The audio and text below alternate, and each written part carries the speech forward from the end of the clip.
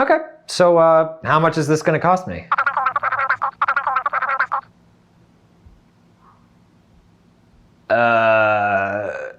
Excuse me? Are you sure that's right? I mean, I stubbed my toe. All you did was put a bandage on it. Are you... Oh, yes, I do have insurance. I will send you the information in a minute. Thank you. Great. I will get you the check in the mail immediately. Thanks so much. Phew! That was a close one. $17,000 would have blown through the rest of my savings and then some. No one wants to get sick or injured, but when it does happen, medical expenses can get really costly. I mean, I probably didn't have to go to the doctor because I stubbed my little toe, but if you get into a serious emergency, then you don't really have a choice as to whether or not you need help. This is how some people, unfortunately, go into massive debt over something that wasn't even their fault. Luckily, you can protect yourself from extreme medical expenses by purchasing different medical insurances. In this video, we're going to learn about what insurance is and how it works. We'll learn about the different kinds of medical insurances you can buy and what they cover, and we'll learn all the important terminology and things to pay attention to when you're looking to buy a good health insurance plan. Let's get into it.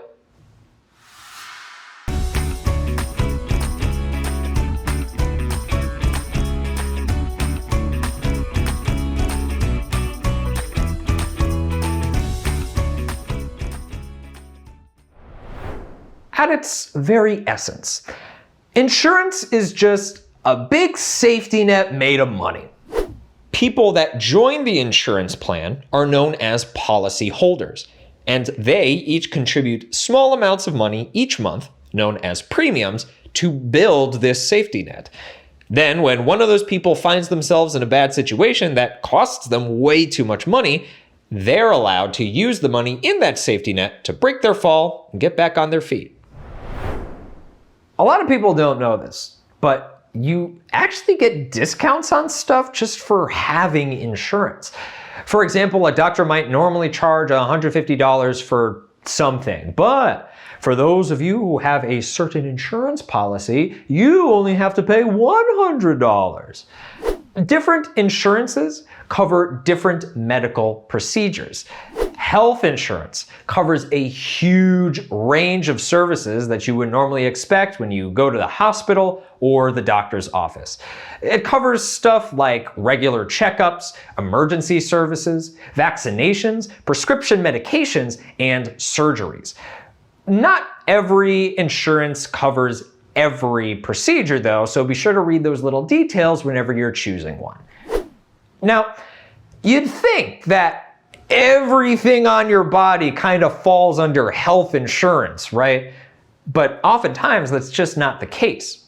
Just like how you go to specific specialized doctors for certain parts of your body, like dentists or optometrists for your teeth and eyes, you might need special insurances for those visits too.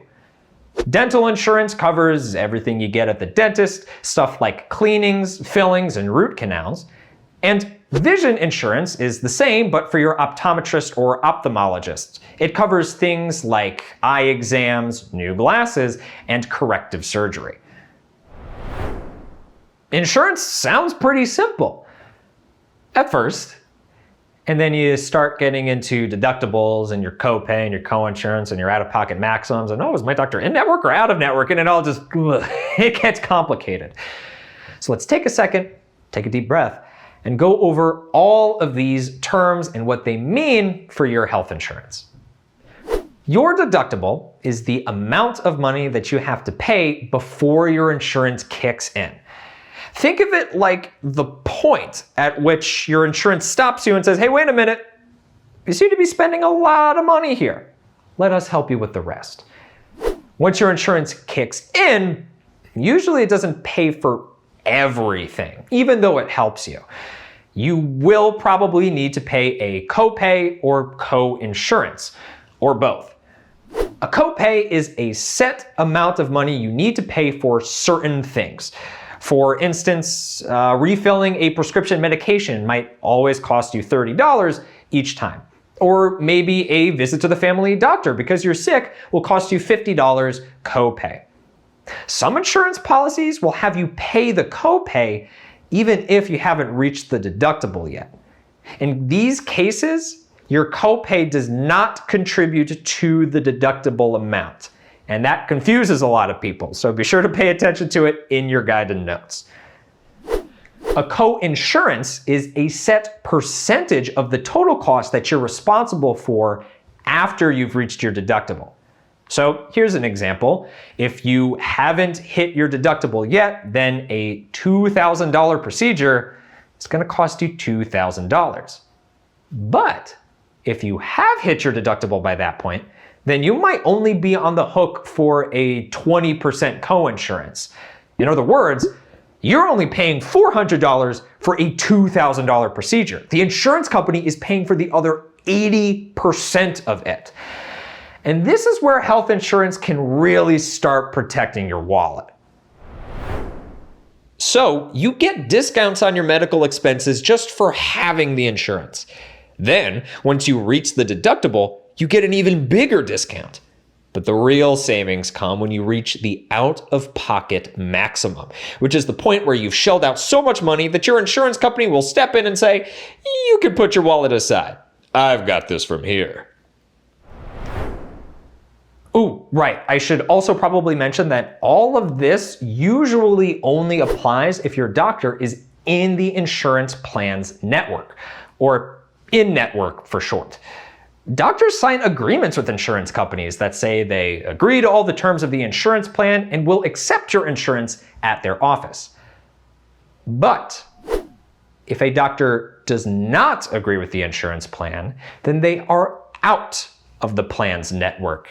And then everything I've said just doesn't apply. You will be responsible for every cost and you're on the hook for every expense you've racked up at their office. No matter how much insurance you have, none of it will help you with all of your debt at this out-of-network doctor's office.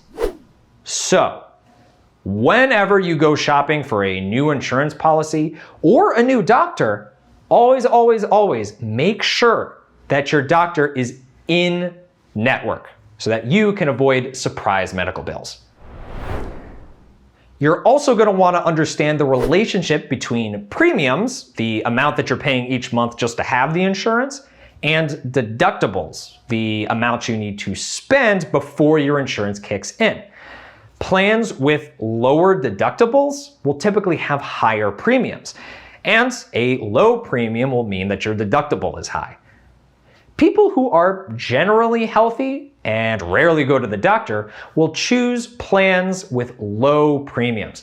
Sure, their deductible will be high, but that doesn't really matter if they don't have any medical bills.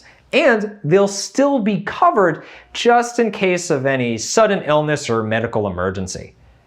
People who do need to frequently go to the doctor will choose a plan with lower deductibles.